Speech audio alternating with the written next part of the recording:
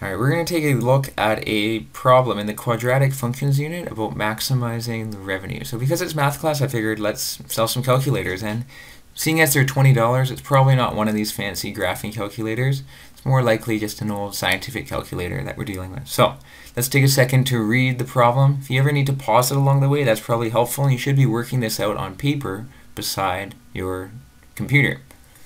So first of all, we'll read it and we'll say, what we're trying to figure out is how can we maximize our revenue. So first of all, we need a revenue function. Essentially what revenue is, it's the price that you're selling something multiplied by the number of units that you sell. More easily you can say R equals P times S, where P is price and S is sales. So we need to read the question here and pick out the important info. So first of all, our price, we start at $20 and we know we're going to increase it by $5, and at that price we think 300 people will buy the calculator. Now, it says 30 fewer will sell it. We need a variable here. What X represents is basically the number of times we jump up in price. So every time we go up by $5, that's 1X. So we could figure out, basically, if X was 1, that would mean, we've jumped up to $25. And we've gone down to 270 sales. Now we could keep doing this over and over again. We can get different revenues. We're going to increase up to, is it about 6,750 in revenue from the initial, which would have been 6,000, just 20 times 300. So it's definitely better, but it did ask us to maximize it. So is this the best we can do? Is this the top revenue? Now there's a way we can figure this out without just using trial and error. The way we can do this is by realizing that this is actually a quadratic function, right? And if we want to maximize the revenue, maximum usually refers to finding the vertex of the function. So how we can do that is we can expand out these two brackets using FOIL. And we'll go 20 times 300, we get 6,000 minus 600 plus 1,500x. And we'll collect like terms, put it in descending order. And now we've got a nice looking trinomial, and to find the vertex we're going to use the technique called completing the square.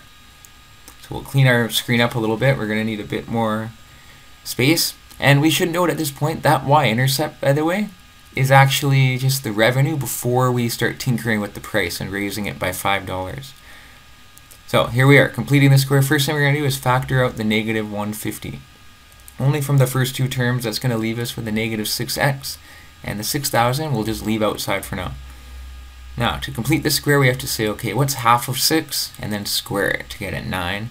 We realize by putting a 9 in there, we've got to actually multiply by that negative 150 and balance our change outside the bracket.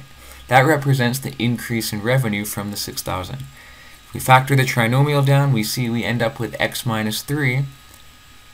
What that represents is that our vertex is actually at 3, 7,350. So if we did a little sketch of revenue versus number of increases, we'll see that at x equals 3, so jumping up 3 times in price, leads to our revenue of 7,350, which should be the peak because it's the top of our function.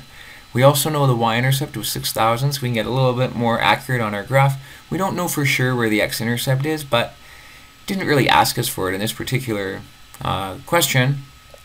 But what they did ask us was, what is the price that we're supposed to be charging? So in order to know that, we have to look back at our equation for price, which was 20 plus 5x, and we'll plug our x equals 3 in. We realize we've jumped this calculator up to $35. Now, how many sales would you get? They do actually go down. Remember, the goal was to maximize revenue, not sales. So revenue's gone up to $73.50, but the sales are down to $210. And you can check your work there and see that max revenue kind of jumps out at you in 3 different ways. So there you have it. I hope that was helpful in finding the maximum revenue of a quadratic function.